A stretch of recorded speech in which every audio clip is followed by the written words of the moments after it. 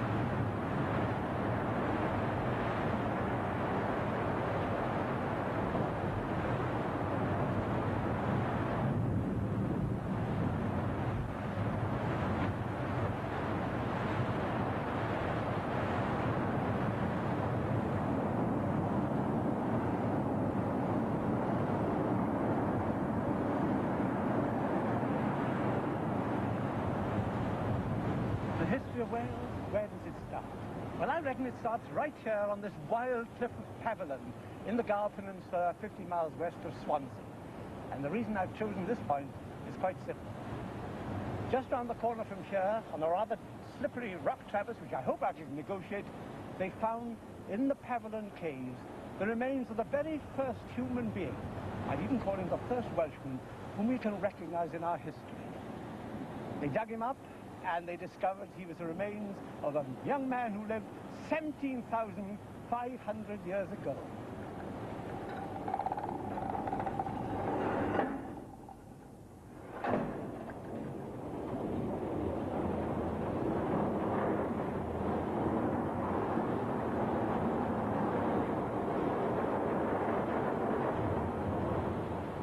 I want to begin this history of Wales with this particular journey into a Welsh past at Blaenavon Big Pit in Gwent. For years, one Welshman in every four made this journey every day of his working life, and thousands of Welsh women worked alongside them. 60 years ago, nearly half the population of Wales lived from this hard and dangerous work underground. Of course, human beings have lived in these two western peninsulas of Britain for thousands of years. It's over the last 1,500 years that those people have lived here as Welsh people. Today, it looks to me as if the Welsh people have been declared redundant. As redundant as this pit, which after 200 years is now a museum. This is a museum. Wales is being turned into a land of museums. Now what is shoveling us into these folk museums? History, they say, history. What's this history?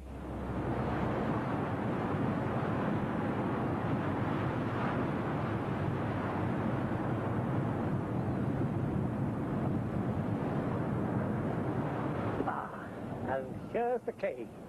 And in there, surrounded by bones of prehistoric animals, lay this broken skeleton. Beside it, a few precious possessions, and his bones stained with red ochre in a pathetic attempt to bring the lad back to life. He's the start of our long journey through the ages, which we will also try to bring back Welsh history to vivid life. History isn't something you can bring to life, because history isn't a story, it's an inquiry.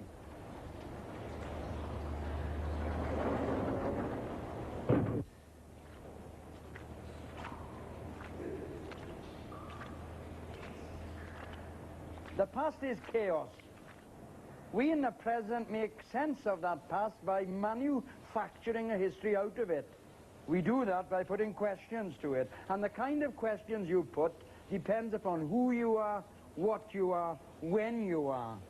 We won't ask the same questions as our grandparents. A collier won't ask the same questions as a merchant banker, a wife as a husband, a Welsh speaker as an English speaker.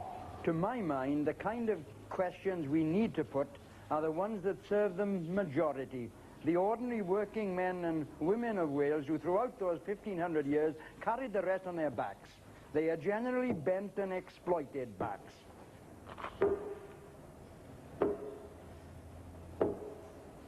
When were we? When did we begin? What were we? How have we changed? How have we got into the mess we're in today? What have colliers to do with old Stone Age men?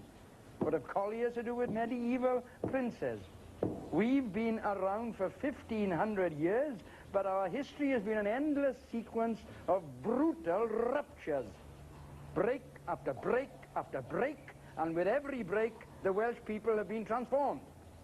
So far, we've survived, but we've survived in crisis. For 1500 years, the Welsh people, as a Welsh people, have lived in a permanent state of emergency. Welsh history is a permanent state of emergency? Wales continually reinventing itself? No, that's not the way I see it. This is Arthur's Stone, the great prehistoric cromlech that the Welsh call Maen Ceti, and which crowns the long ridge of Cefn Bryn, running right down to the heart of the delectable Gower Peninsula, westward from Swansea. And I've known Arthur's Stone ever since I was a little boy. It goes back into history. I stroke the rugged rock, and I feel I'm directly in touch with the people who've set it up here 2,500 years BC, thousands of years ago. And as I stand here, don't talk to me about any lack of continuity in Welsh history. Here we are in the heart of the Bro, as the Welsh call it, the locality in which you are brought up, which you live, which you love, every inch of it, for which you're determined is going to stay unchanged, and for which you'll fight to keep unchanged.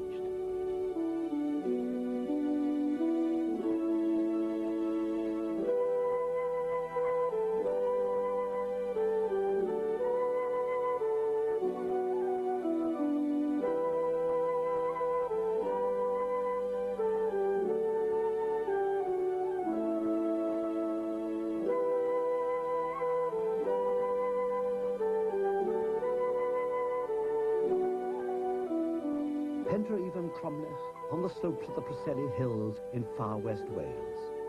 Yes, I admit it's part of prehistory, long before writing. No one can put a name to the people who built these old Stone Age monuments, or even to the great Iron Age forts that followed them.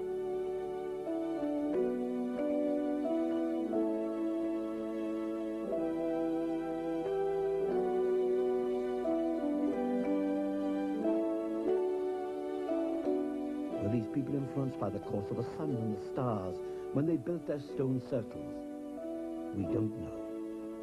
But I still think that their presence in these islands thousands of years before the Celts arrived has some influence on our history. The ghosts from the distant past still haunt us. It was from here, on the Preseli Hills, that they dragged the blue stones to the great stone circle of Stonehenge in distant Wiltshire.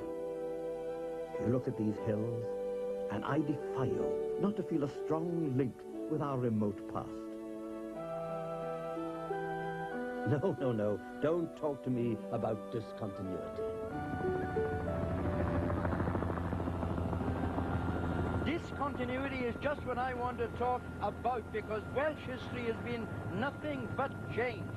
The history of the Welsh has been a series of shocks inflicted on them from outside.